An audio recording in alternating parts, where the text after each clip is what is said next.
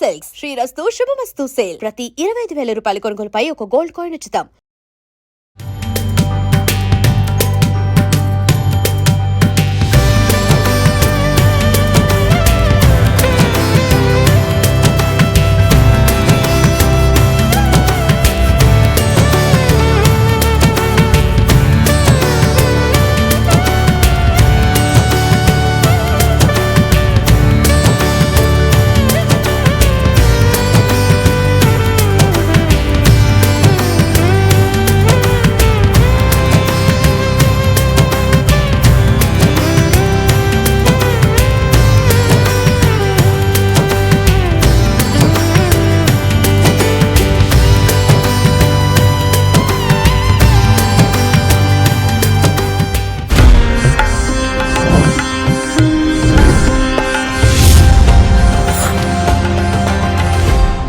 ఐడ్రీమ్ ప్రేక్షకులకు నమస్కారం. దైవానుగ్రహం కార్యక్రమానికి స్వాగతం. ప్రెసెంట్ మనతో ఉన్నారు త్రివర్ణ గురుపీఠం హీలింగ్ కర్మ గైడింగ్ సోల్ ఆస్ట్రాలజర్ హరిత గోగినేని గారు. కర్మ సిద్ధాంతం గురించి అడిగి తెలుసుకుందాం. నమస్తే అండి. నమస్తే. ఈ మధ్య కాలంలో కర్మ సిద్ధాంతం ఎక్కువగా వింటూ ఉన్నాం. చాలా మంది కర్మ సిద్ధాంతం గురించి మాట్లాడుతూ ఉన్నారు. అండ్ మీరు కూడా చాలాసార్లు మాట్లాడారు. అసలు ఇప్పుడు ప్రెసెంట్ సిచ్యువేషన్లో కర్మ సిద్ధాంతం గురించి తెలుసుకోవాల్సిన ఆవశ్యకత ఎంతవరకు ఉందంటారు? చాలా ఉంది. ఎందుకంటే మేము బిలీవ్ చేసేది ఏంటి అంటే మనిషి యొక్క జీవితం మొత్తం కూడా ఆ కర్మ సిస్టంలోనే రన్ అవుతూ ఉంది.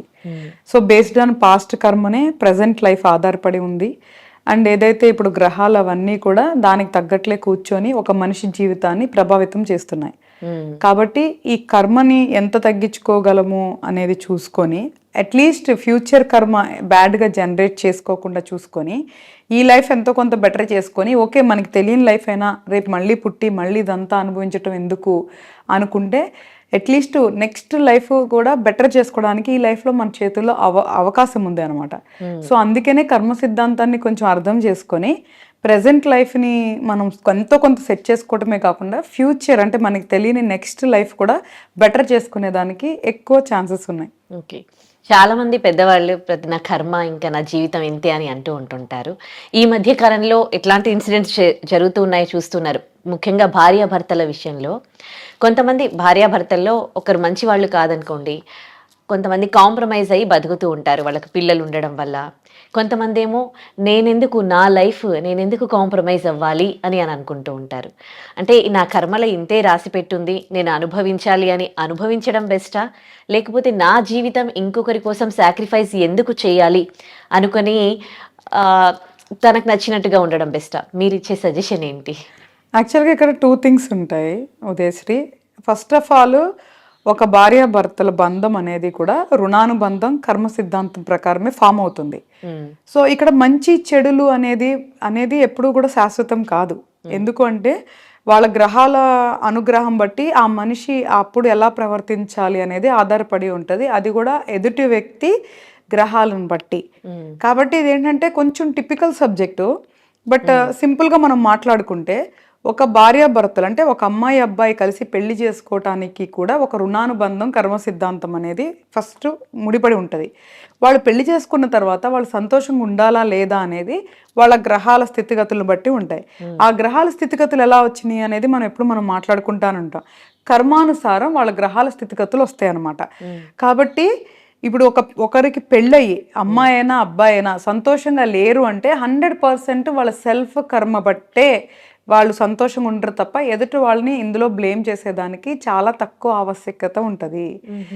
ఇంకొకటి ఏంటి అంటే సరే దాంట్లోంచి మనం ఎట్లా బయటకు రావాలి అనే పాయింట్ మనం మాట్లాడుకుంటే ఒకటి ఫస్ట్ యాక్సెప్ట్ చేయాలి. వాళ్ళది ఏదైతే బ్యాడ్ వాళ్ళ లైఫ్లో ఏదైనా ఇబ్బందికరంగా జరుగుతున్నప్పుడు ఫస్ట్ యాక్సెప్ట్ చేయాలి. అంటే ఏదో నాకు సంబంధించిన కర్మకి సంబంధించిన ఒక బంధం వల్లనో లేదో ఏదైనా అకౌంట్ వల్లనో మనకి ఇట్లా అవుతుంది కాబట్టి ఫస్ట్ యాక్సెప్ట్ చేసి బాధపడతాం మానేయాలి. ఈ బాధ అనేది మనసుకి శరీరానికి సంబంధించింది తప్ప సోల్కి సంబంధించింది కాదు. సో ఫస్ట్ మనం అది అర్థం చేసుకోవాలి. ఎప్పుడైతే ఓకే ఒక భర్త భార్యని బాధ పెట్టినా ఒక భార్య భర్తని బాధ పెట్టినా ఓకే నేను ఇంతకు ముందు ఇలాంటిది ఏదో చేస్తుంటాను కాబట్టి ఇది నాకు తిరిగి వస్తుంది అని ఫస్ట్ అర్థం చేసుకొని దాన్ని మైండ్కి తీసుకోకూడదు. ఎప్పుడు బాధ అనిపిస్తుంది మనకి, మైండ్కి తీసుకుంటే బాధ అనిపిస్తుంది. అప్పుడు సైకలాజికల్గా డిస్టర్బ్ అవుతాం, డిప్రెషన్కి వెళ్తాము, థింక్ ఎక్కువ చేస్తాము, స్ట్రెస్ ఎక్కువ అవుతుంది, దానివల్ల లేనిపోయిన రోగాలు వస్తాయి. సో ఇదంతా ఒక సైకిల్ అనమాట. ఫస్ట్ ఓకే, ఇది నేను ఏదో చేయటం వల్ల నాకు వచ్చిన ఒక చెడు కర్మ, లెట్ ఇట్ గో అనే గనక మనం అర్థం చేసుకొని యాక్సెప్ట్ చేయగలిగితే 50% పెయిన్ వెళ్ళిపోతుంది. సో నేను అన్న అహం వల్ల నీకు నొప్పి అనిపిస్తుంది. ఇప్పుడు భర్త భార్యని కానీ భార్య భర్తని కానీ అన్నప్పుడు వాళ్ళు ఎందుకు బాధపడుతున్నారు? నన్నేదో అన్నారు, నేను అనే అహం వల్ల. ఆ నేను అనేది సున్నా చేసుకున్నప్పుడు ఎదుటి వ్యక్తి ఏమన్నా కూడా అహం అనేది ట్రిగర్ అవ్వదు, ఇగో అనేవి రావు. అప్పుడు ఎంతో కొంత కూడా మెంటల్ ప్రెషర్ కానీ ఈ పెయిన్ అనేది కూడా ఉండదన్నమాట. సో ఫస్ట్ కర్మ సిద్ధాంతం దగ్గరికి వెళ్ళి మనం కర్మను తగ్గించుకోవాలి అంటే ఫస్ట్ మనల్ని మనం జయించాలి. సో మన అహాన్ని మనం జయించాలి. సో మన ఇగో ట్రిగర్ అవ్వకుండా మనం బ్యాలెన్స్ చేసుకోవాలి. తల్లిదండ్రులు బంధం ఎట్లాగో భార్యాభర్తల బంధం కూడా అలాగే అనేది మనం అర్థం చేసుకోవాలి. ఎలాగ తల్లిదండ్రులు తిడుతుంటే పిల్లలు కొన్నిసార్లు పడతారో, గౌరవానికో ప్రేమకు వదిలేస్తారో, భార్యాభర్తలు కూడా ఎంతో కొంత అలాగా అర్థం చేసుకొని ఒకళ్ళనొకళ్ళు ఓకే కూర్చొని మాట్లాడుకోవాలి. First of all before sacrifice, నువ్వు అడిగినట్లు బిఫోర్ సాక్రిఫైస్కి వెళ్ళే ముందే కూర్చొని మాట్లాడుకోవాలి. నువ్వు ఇలా అంటే నేను బాధపడుతున్నా, నాలో ఏమన్నా తప్పులు ఉన్నాయా, నువ్వు ఇలా మాట్లాడటానికి నేనేమన్నా చేశానా? సో మన ఇద్దరం ఒకరినొకరు అలా అనుకోకుండా ఉండి క్వాలిటీగా బతకాలంటే ఏం చేయాలి అని మాట్లాడుకోవాలి. ఎంతమంది అలా మాట్లాడతారు చెప్పు? నన్ను అనేసారు అంతే, ఇగో తీసేసుకొని నలుగురికి చెప్పేసుకొని తిట్టేసుకొని మళ్ళీ 2 రోజులు అయిపోతే కలిసిపోయి మళ్ళీ 4 రోజులు అయితే తిట్టుకొని ఇట్లాగా వెరీ క్వాలిటీ లేకుండా ఉండే బదులు కూర్చొని మాట్లాడుకుంటే 90% సమస్యలకి పరిష్కారం ఉంటుంది. నువ్వెంత నేనెంత అని ఈగోస్కి వెళ్ళిపోతే సమస్యలకి పరిష్కారం రాదు. కాబట్టి ఎస్, నువ్వు అడిగినట్లు భార్యాభర్తలు కానీ ఎనీ బంధంలో కానీ సమస్యలు వస్తానికి మొదటి కారణం చెడు కర్మకి సంబంధించిన రుణానుబంధానికి సంబంధించిన తాలూకా లెక్కలు.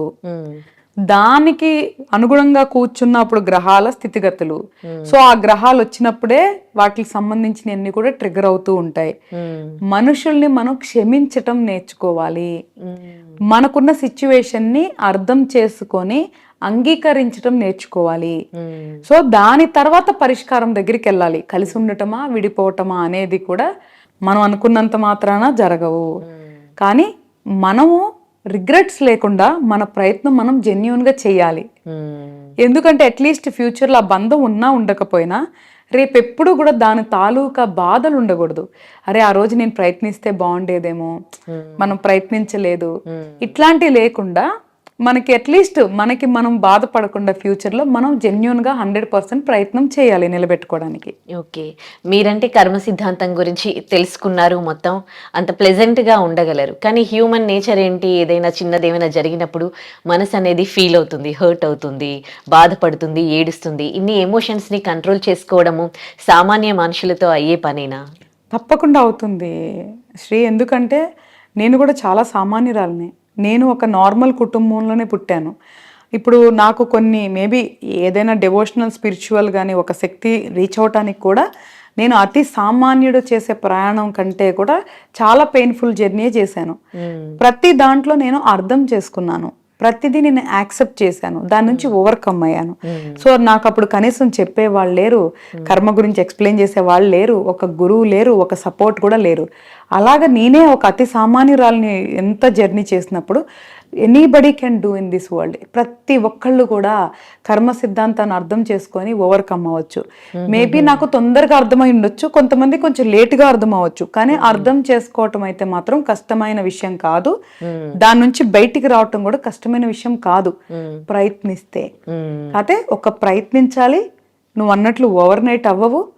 కొంతమందికి ఒక రోజు పడితే, కొంతమందికి నెల పట్టొచ్చు, కొంతమందికి సంవత్సరం పట్టొచ్చు. కానీ ప్రయత్నిస్తే మాత్రం ఫలితాలు తప్పకుండా ఉంటాయి అన్నమాట. ఓకే, అంటే కర్మ సిద్ధాంతానికి సంబంధించి ఏమైనా బుక్స్ చదవాలా? ఇప్పుడు మీలాంటి వాళ్ళు చాలా మంది మాట్లాడుతూ ఉన్నారు. ఇప్పుడు చెప్పారు మీరు మంచి మంచి మాటలు, మనిషిని క్షమించడం లాంటివి చేయాలి, ఇలా ఉండాలి, అలా ఉండాలి అని. విన్నంత మాత్రాన మారిపోతారా? లేకపోతే దానికి సంబంధించి ఏమైనా బుక్స్ లాంటివి చదివితే వాళ్ళని వాళ్ళు మార్చుకోవడానికి ఉంటుందా? అంటే బుక్స్ చదివినా వీడియోస్ చూసినా ఇన్స్టెంట్గా ఒక ఎనర్జీ వస్తుంది.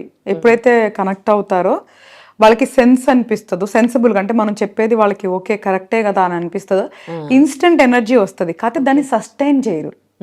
సో పుస్తకాలు చదివినా వీడియోలు చూసినా సస్టైన్ చేయాలి అంటే వాళ్ళు దృఢమైన నిర్ణయం తీసుకోవాలి. ఎస్, నేను నా కర్మని ఓవర్కమ్ అవ్వాలి, నేను నా ఎమోషన్స్ ని ఓవర్కమ్ అవ్వాలి. సో ఈ బంధాలు ఇవన్నీ కూడా నన్ను బాధించకుండా నన్ను నేను స్ట్రాంగ్ గా చేసుకోవాలని వాళ్ళు ఒక దృఢ సంకల్పం పెట్టుకోవాలి. దానికి సంబంధించిన కసరత్తు చేయాలి, చేస్తేనే వస్తుంది. సో సెల్ఫ్ ఎఫర్ట్స్ అంటే స్వయంగా వాళ్ళు చాలా ఎఫర్ట్స్ పెట్టాలి కంపల్సరిగా. ఎందుకంటే అంత ఈజీ కాదు, ఒక మార్పు అనేది మనిషిలో అంత సులువుగా రాదు. అండ్ రెండోది, ఆల్రెడీ ఒక పక్కన కర్మ ఉంటుంది, ఒక పక్కన గ్రహాలు కాపు కాస్తూ ఉంటాయి మన మైండ్ని ఈజీగా మౌల్డ్ అవ్వకుండా. వాటిలన్నిటిని అధిగమించి మారటం అనేది కష్టమైన విషయమే, కానీ ప్రయత్నించాలి. అవుతుందా లేదా అని ఆలోచన వచ్చిందంటే అదే ఫస్ట్ ఫెయిల్యూర్. ఎస్, నేను మారాలి అనుకుంటాం, ఒక అడుగు వేయటం. అప్పుడు ఒక్కొక్క అడుగు మనం ఫోర్స్ఫుల్ గా వేసుకుంటూ వెళ్తే తప్పకుండా నేచర్ మనకి హెల్ప్ చేస్తుంది, ఈ ప్రకృతి మనకి సహాయం చేస్తుంది. మనం ఏదైతే నేను మారాలి, ఈ కర్మని నేను జయించాలి, ఈ బంధాలు ఈ బాధలలోంచి నేను బయటకు రావాలి అనుకొని వాళ్ళు మేనిఫెస్ట్ ఏదైతే చేస్తారో, ఏదైతే మనం చెప్తున్నామో యూనివర్స్ కి, అక్కడ ప్రకృతి గనక స్పందిస్తే అవుట్ ఆఫ్ కర్మ ఈ గ్రహాలని అతీతంగా మనకి ప్రకృతి సహాయం చేయగలదు.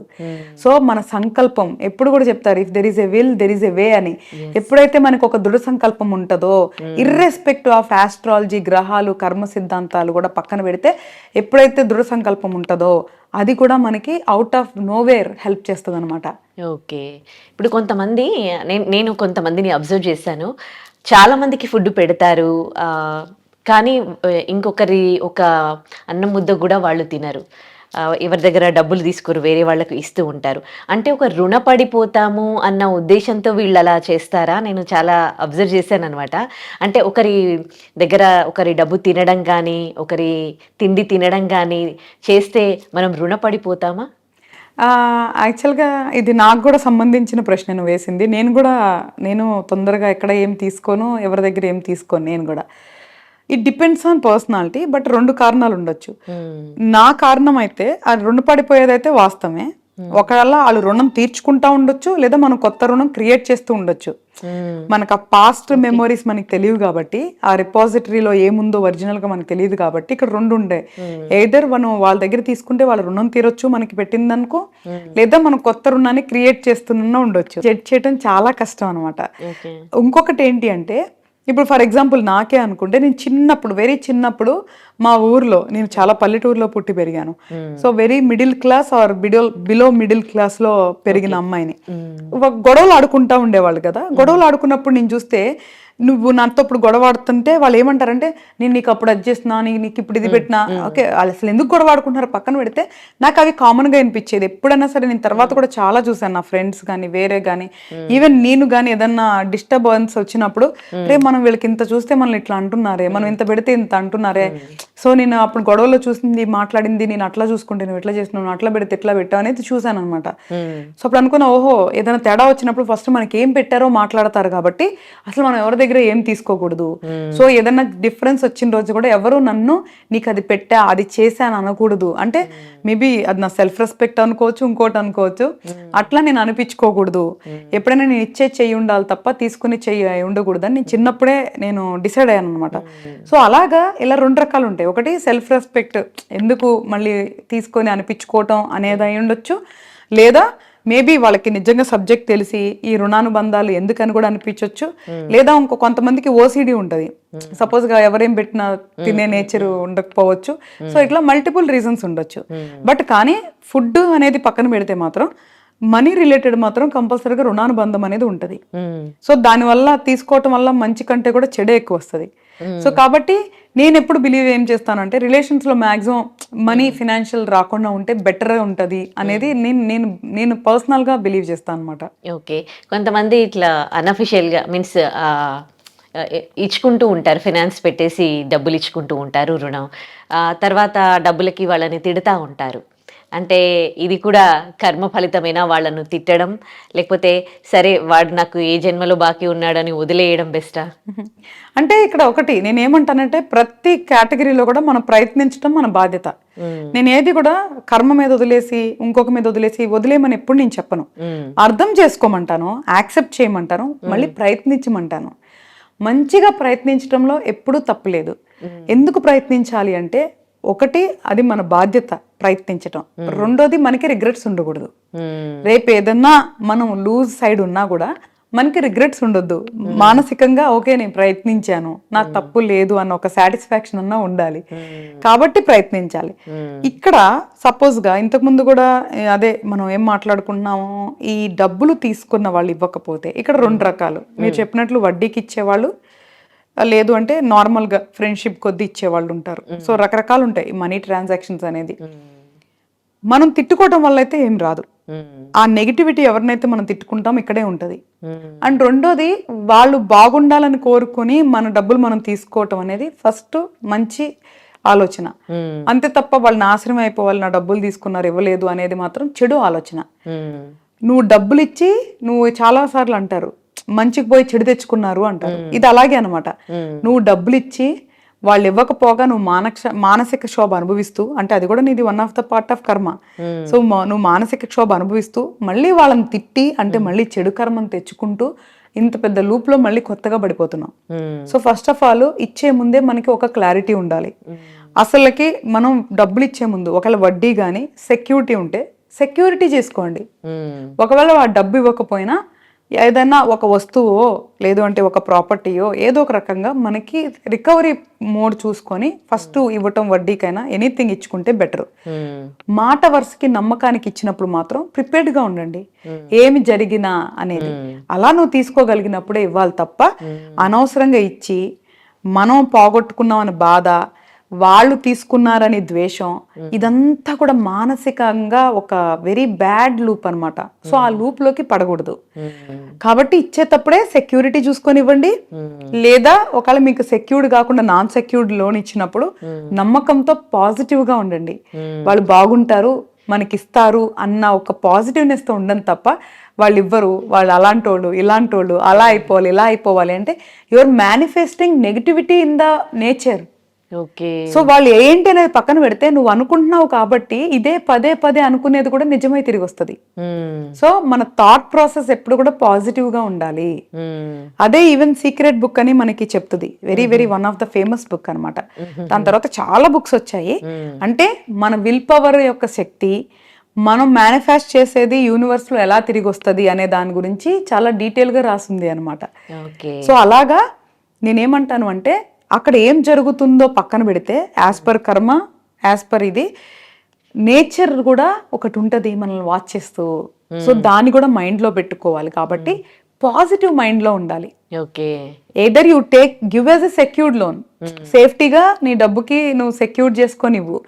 లేదా వేరేగా ఇచ్చినప్పుడు ఒక నమ్మకంతో పాజిటివ్ గా మంచిగా ప్రయత్నించు. సో వాళ్ళు బాగుంటారు, నా డబ్బులు నాకు తిరిగిస్తారు అన్న పాజిటివిటీ కూడా తిరిగి వస్తుంది. సరే అంతా ప్రయత్నించావు, ఓకే తిట్టావో బతిమలాడావో అన్ని ప్రయత్నించావు రాలేదు అంటే 100% నీ కర్మానుసారం నీ రుణానుబంధానుసారం అది జరిగింది అనేది అర్థం చేసుకోవాలి. కానీ ప్రయత్నించకుండా వదిలేమని మాత్రం నేను చెప్పను. ఓకే, పాపం పుణ్యం అని మాట్లాడుతూ ఉంటాం కదా. అంటే దొంగతనం చేస్తే, అంటే నేను సినిమాలో అదే మన అపరిచితుడు సినిమాలో చూసిన విషయం ఏంటంటే, అంటే ఇలాంటి పాపాలు చేస్తే ఇలాంటి కర్మలు అనుభవించాలి అని. అంటే దొంగతనం చేసినా కానీ, ఇతరుల్ని మోసం చేసినా కానీ అంటే ఆ పాపంలాగా వెంటాడుతుంది అని అంటారు కదా. నిజంగానే అంటే ఇలాంటి మోసాలు చేసిన వాళ్ళకి ఇలాంటి పాపాలు తగులుతాయా? తప్పకుండా. ఈ ప్రపంచంలో ఎవ్వరు ఏదైతే ఎగెనెస్ట్ ధర్మ అంటే ఎగెనెస్ట్ లా ఏదైతే చేస్తారో అది తప్పకుండా తిరిగి వస్తుంది. అది ఇమీడియట్గా వస్తుందా, కొంచెం లేట్గా వస్తుందా, ఈ జన్మలో వస్తుందా, మరు జన్మలో వస్తుందా, మనుషులు మనం నిర్ణయించలేము. అది కార్మిక్ సిస్టంలో ఎలాగా రాసి ఉంటుందో, ఎలాగా రన్ అయ్యిద్దో అలా జరుగుతుంది. మనం ఇక్కడ కూర్చొని చూస్తూ అదేంటి వాళ్ళు బాగానే ఉన్నారుగా, బాగానే తిరుగుతున్నారు కదా అనుకుంటాం. బట్ కానీ అలా కాదు. మనం అనుకున్నట్లు కార్మిక్ సిస్టమ్ పనిచేయదు. దాని సిస్టంలో లెక్కల ప్రకారమే అది పనిచేస్తుంది. కాబట్టి కంపల్సరిగా ఏదైతే ఇప్పుడు ఒక మానభంగం కానీ, ఒక మర్డర్ కానీ, లేదా ఒక దొంగతనం కానీ, ఇలాగ మనుషుల్ని బాధించేది కానీ, ఒక ఫౌల్ లాంగ్వేజ్ కానీ, ఒక అబ్యూస్ చేయటం కానీ, ఇట్లాంటి ప్రతి ఒక్కటి కూడా అధర్మమే.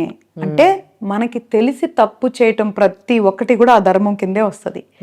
ఎప్పుడైతే అధర్మం చేస్తారో వాళ్ళకి కర్మ సైకిల్ యాక్టివేట్ అయిపోతుంది. అది ఎప్పుడు యాక్టివేట్ అయి కౌంట్ చేసుకుంటుందో, ఒకసారి ఇన్స్టెంట్గా చూపిస్తుంది, ఒకసారి కొంచెం లేట్గా చూపిస్తుంది, లేదా ఇంకా లేటుగా నెక్స్ట్ జన్మ వరకు కూడా పోస్ట్ పోన్ చేస్తుంది. అది దట్ డిపెండ్స్ ఆన్ వాళ్ళకి సంబంధించి ఏదైనా గుడ్ కర్మ ఉందా, లేదా వాళ్ళకి సంబంధించి పూర్వజన్మలోకి సంబంధించిన ఏమైనా మంచి యోగాలు కానీ ఏమైనా సంపాదించారా, అవన్నీ లెక్కలు చూసుకొని అక్కడ ఆ సిస్టంలో డిసైడ్ అవుతాయి అనమాట. కాబట్టి మనం అదే తప్పు చేశాడు వాడు బాగానే తిరుగుతున్నాడుగా అనుకోవడానికి లేదు. సో ఇన్ టైం ఎప్పుడైతే వాళ్ళకి ఏం జరగాలో అది కర్మానుసారం కంపల్సరిగా జరిగిద్ది, ఒకళ్ళు నమ్మినా నమ్మకపోయినా. ఇదైతే తథ్యం. రెండోది ఏంటి అంటే, మనం చూస్తున్నాం చిన్న చిన్న పిల్లల మీద అఘాయిత్యాలు చేస్తున్నారు. ఒకటి, అక్కడ తల్లిదండ్రుల నిర్లక్ష్యం. అంటే నీ చిన్న బిడ్డ ఒకళ్ళ చేతిలోకి వెళ్ళి అంత అయ్యే వరకు మీరు ఏం చేస్తున్నారు? బిడ్డల్ని కాపాడుకోవటం తల్లిదండ్రుల ధర్మం. అలా కాపాడుకోవట్లేదు అంటే అది బాధాకరం. తర్వాత ఆ బిడ్డ కర్మానుసారం పూర్వజన్మ అంటే అలా చేసి ఉండి ఇది అనుభవిస్తున్నారా, లేదా ఇది ఫ్రెష్గా అనుభవిస్తున్నారా అని మనం ఇక్కడ కూర్చొని జడ్జ్ చేయలేం. మనం చూడగలిగితేనే వాళ్ళ పూర్వజన్మలు జడ్జ్ చేయగలం, కానీ ఊరికే ఎవరు కూడా ఇక్కడ కూర్చొని జడ్జ్ చేయలేం. మన అజంప్షన్ చెప్తున్నాం, మన సబ్జెక్ట్ ప్రకారం మనకు తెలిసింది షేర్ చేస్తున్నాం అంతే. ఇది ఇందుకే జరుగుతుంది అందుకే జరుగుతుందని నిర్ధారించట్లేదు. జరిగి ఉండొచ్చు అని మన నాలెడ్జ్ ప్రకారం చెప్తున్నాం. ఎవడైతే తప్పు చేస్తున్నాడో వాడు ఇప్పుడు అనుభవిస్తాడా శిక్ష, మళ్ళీ అలాగా వాడు కూడా పుట్టి అనుభవిస్తాడా ఆ పెయిన్ అనేది కార్మిక్ ఏదైతే మన లా ఉందో వాళ్ళు డిసైడ్ చేస్తారు. బీయింగ్ ఏ మనం హ్యూమన్ మనం డిసైడ్ చేయలేం. కాబట్టి పాప పుణ్యాలు అనేది లెక్కించబడతాయి, ఆ లెక్కలు తీర్చబడతాయి. అందుకే నేనేమంటున్నాను, పెద్ద సబ్జెక్ట్ వద్దు మనకి తెలిసి తప్పు చేయొద్దు. మనల్ని మనమే కంట్రోల్ చేసుకోగలం, మనల్ని మనమే మార్చుకోగలం. చెడు ఆలోచనలు అందరికీ వస్తాయి, కానీ వాటిని ఓవర్కమ్ అవ్వాలి. దానికి ఆల్టర్నేట్ చూసుకోవాలి తప్ప ఒకళ్ళని మనం శారీరకంగా మానసికంగా బాధించకూడదు. ఓకే. సో మీరు చెడు ఆలోచనల గురించి మాట్లాడుతున్నారు కాబట్టి, ఇప్పుడు భార్యాభర్తల్లో చాలామంది ఇప్పుడు ఇల్లీగల్ అఫైర్స్ పెట్టుకుంటూ ఉన్నారు. అంటే వాళ్ళు ఏం కోల్పోతున్నారు వాళ్ళ పార్ట్నర్ దగ్గర వాళ్ళకి మాత్రమే తెలుసు. కొంతమంది ఏమో కొంచెం ఇంకా హైఫై లైఫ్ స్టైల్కి అలవాటు పడి కూడా తప్పు చేసే వాళ్ళు కూడా ఉన్నారు. సో ఇది అంటే ఈ జనరేషన్లో చాలా ఎక్కువగా మనము ఈ ఇల్లీగల్ అఫైర్స్ అనేవి చూడడం జరుగుతుంది. వీటిని మీరు ఎట్లా చూస్తారు? ఇది కూడా అంటే కర్మ సిద్ధాంతమేనా లేకపోతే ఏంటి? యాక్చువల్గా శ్రీ, ఈరోజు చూస్తున్నామని కాదు, ఈరోజు because of the social media ఇవన్నీ బయటికి తొందరగా స్ప్రెడ్ అయిపోతున్నాయి. ఈరోజు రేపు కెమెరా పెట్టుకొని వీడియోలు తీయటం ఒక ఫ్యాషన్ అయిపోయింది. అంటే అది పర్సనల్ లైఫ్లో అయినా పబ్లిక్లో అయినా కూడా అందుకని బయటకు వస్తున్నాయి తప్ప ఇల్లీగల్ రిలేషన్స్ అనేది ఇప్పుడని కాదు. నేను చిన్నప్పుడు మా ఊర్లో కూడా నేను అట్లాంటి చాలా నేను విట్నెస్ చేస్తున్నాను. మన గతంలో కానీ పురాణాల్లో కానీ అట్లాంటి బోల్డ్ అని ఉన్నాయి. ఈ రోజు అనేది కాదు, ఎప్పటి నుంచో జరుగుతున్నాయి. బట్ ఈ రోజు సోషల్ మీడియా ద్వారా ప్రతి ఒక్కళ్ళ మొబైల్ ఉండటం వల్ల అదొక సరదా అయిపోయింది కాబట్టి అందరూ వీడియోస్ తీసి బయట పెడుతున్నారు. ఇప్పుడు నువ్వు చెప్పినట్లు ఏదైనా ఇల్లీగల్ రిలేషన్ ఉన్నప్పుడు పోలీసులను తీసుకొని వెళ్ళటమో లేదా వాళ్ళు వెళ్ళి కొట్టేయటమో, ఎంత అంటే మనిషి ఎలా తయారైపోతున్నా నువ్వు చూడు. వాళ్ళు కొట్టుకునేటప్పుడు వీడియోలు తీయటం పోస్ట్ చేయటం ఏంటిదంతా? ఫస్ట్ అసలు రిలేషన్స్ని ఎలాగ మనం బ్యాలెన్స్ చేసుకోవాలి అని అర్థం చేసుకోవాలి. ఒకళ్ళ రిలేషన్ దారి తప్పుతుంది అంటే దాన్ని సరి చేసుకోవడానికి ప్రయత్నించాలి. ప్రయత్నించినా కూడా అది సరి అవ్వలేదంటే ఎయిదర్ అడ్జస్ట్ అవ్వాలి లేదా విడిపోవాలి. ఇంతకు మించి ఏమైనా ఆప్షన్స్ ఉన్నాయా? రోడ్ల మీద పడి కొట్టుకోవటం కానీ, నలుగురిలో నవ్వులు పాలైపోవటం కానీ, సోషల్ మీడియాలో ట్రెండ్ అవటం కానీ, ఇదంతా కూడా ఇది చెడుకి, అంటే మన యొక్క అభివృద్ధి చెడు వైపు మాత్రమే వెళ్తుందని ఖచ్చితంగా చెప్పొచ్చు. జనాలు కూడా ఎట్లా అయిపోయారంటే ఎదుటి వాళ్ళ జీవితంలో ఏం జరుగుతుందని నా క్యూరియాసిటీ పెరిగిపోయింది. దీనివల్ల సైకలాజికల్ గా చాలా ఇష్యూస్ వస్తాయి. ఇప్పుడు బయట వాళ్ళ జీవితంలో ఏం జరిగిందని చూస్తూ వాళ్ళ జీవితాల గురించి మర్చిపోతున్నారు. నువ్వు చూస్తే లేచిన దగ్గర నుంచి పడుకునే వరకు ఈ సోషల్ మీడియాలు ఆ వీడియోలు ఈ వీడియోలు చూస్తూ అసలు వాళ్ళు ఏం చేస్తున్నారు? అన్ని జన్మల్లో కల్లా మానవ జన్మ చాలా గొప్ప జన్మ. ఎందుకంటే జీవరాశులన్నిటిలో కూడా మానవుడు మాత్రమే తన మేధస్సుని తన శరీరాన్ని వాడుకొని ఏదైనా చేయగలడు. కాబట్టి మనిషి జన్మ ఎత్తినప్పుడే ఫస్ట్ దాన్ని రెస్పెక్ట్ చేయాలి. సో ఈ జన్మలో ఏం చెయ్యాలి అని చిన్నప్పటి నుంచి మనం ఒక క్లారిటీతో ప్రయాణం చేయాలి. సింపుల్ గా మనకి నచ్చినట్లు బతికి చచ్చిపోదామన్నా తప్పులేదు, లేదు కొన్ని అద్భుతాలు సృష్టిద్దామన్నా తప్పులేదు. మనము ఈ శరీరంలో ఉన్నప్పుడే చాలా చాలా చెయ్యొచ్చు. ఫస్ట్ అది అర్థం చేసుకొని దాని మీద ఫోకస్ చేయకుండా ఉదయం లేసినప్పటి నుంచి ఎవరేం చేస్తున్నారు, ఎవరేం తిట్టుకుంటున్నారు, ఎవరేం కొట్టుకుంటున్నారు అన్న క్యూరియాసిటీ ఫస్ట్ మనిషిలో తగ్గాలి. సో ఫస్ట్ సోషల్ డీటాక్స్ అనేది ప్రతి మనిషి అలవరుచుకోవాలి. తర్వాత కమింగ్ టు ఇల్లీగల్ రిలేషన్స్ అసలు ఎందుకు వస్తున్నాయి అంటే అవగాహన లేక, అర్థం చేసుకోలేక. ఇప్పుడు నేను ఏదైతే చెప్పానో చిన్నప్పటి నుంచే మనం ఎందుకు పుట్టాము, అసలు మనం ఎలా బతకాలి అనే క్లారిటీ ఉంటే ఒక రిలేషన్కి వెళ్ళేసరికి మనకు ఒక అర్థం చేసుకొని ఉంటాం కాబట్టి మనకి ఏం కావాలి అనేది ఒక అవగాహన ఉంటుంది. ఎందుకు పెళ్లి చేసుకుంటున్నాం అనేది ఒక ఆలోచన ఉండాలి. అంటే ఆ అవసరానికి పెళ్లి చేసుకుంటున్నాం అంటే ఏదైనా ఫిజికల్ ఆర్ మెంటల్ నీడ్స్ కోసం పెళ్లి చేసుకుంటున్నాం. సో చేసుకుంటున్నప్పుడు ఏంటి ఎక్స్పెక్టేషన్స్ పెట్టుకుంటున్నాము అనేది కూర్చొని ఫస్టే ఒకరికొకరు సెట్ చేసుకోవాలి. ఇది నా మెంటాలిటీ, నేను కొంచెం సున్నితమైన మనసు ఉంది నాకు, లేదా నాకు కొంచెం హార్డ్ మెంటాలిటీ ఉంటుంది, నేను ఇలా పట్టించుకుంటాను, ఇలా పట్టించుకో, నేను ఇలా చేస్తాను, ఇలా చేయను. ఒకరికొకరు కూర్చొని ఓకే ఈ మనిషి ఇలా ఉంటాడు అని యాక్సెప్ట్ చేసి దానికి ఇష్టమైతే నువ్వు ప్రయాణం చేయాలి. మనం ఏం ఎక్స్పెక్ట్ చేస్తామంటే ఎదుటి మనిషి మన కోసం మనకి నచ్చినట్లు మారిపోవాలనుకుంటాం. అది జరగదు ప్రాక్టికల్ గా. మనమే ఒకరికొకరం భార్యాభర్తలు ఏం చేయాలంటే ఒకరిని ఒకరు వాళ్ళ పర్సనాలిటీని యాక్సెప్ట్ చేయాలి. ఎక్స్పెక్టేషన్స్ లో పెట్టుకోవాలి. ఉన్న టైంలో సంతోషంగా ఉండాలి. ఒకరికి ఒకరు ఏం చేయగలరో వితౌట్ ఎక్స్పెక్టేషన్ అన్కండిషనల్ గా ఉండాలి. మనది ఎట్లా అయిపోతుందంటే మ్యారేజ్ అంటేనే ఒక ఎక్స్పెక్టేషన్ బౌండరీ, డే 1 నుంచి ఒక ఎక్స్పెక్టేషన్ బౌండరీ ఉండిపోతుంది. అలాంటి పెట్టుకోకుండా చాలా స్మూత్ గా జర్నీ అవటానికి కూర్చొని ప్రాపర్ గా మాట్లాడుకోవాలి. ఒకసారి ఎక్కడన్నా ఈగో ట్రిగర్ అయినప్పుడు ఎదుటి మనిషి అర్థం చేసుకొని కూర్చొని అర్థమయ్యేలాగా చెప్పాలి. ఒకళ్ళ కోపంలో మాట తూలినా తర్వాత మళ్ళీ కూర్చోబెట్టి ఏదో ఎమోషనల్ అలా అనేసాను, నా ఇంటెన్షన్ అది కాదు అని చెప్పుకోవాలి. ఈ మాట్లాడుకోకపోవటం అంటే కమ్యూనికేషన్ గ్యాప్స్ వల్లే ప్రతి రిలేషన్ లో ప్రాబ్లమ్స్ వస్తున్నాయి. కాబట్టి ఫస్ట్ కమ్యూనికేషన్ అంటే మాట్లాడుకోవాలి. తర్వాత 2 మనం రిలేషన్ లో ఏం ఎక్స్పెక్ట్ చేస్తున్నాం ముందే ఒకరికొకరు అది అర్థం చేసుకొని ఆ రిలేషన్ లోకి ఎంటర్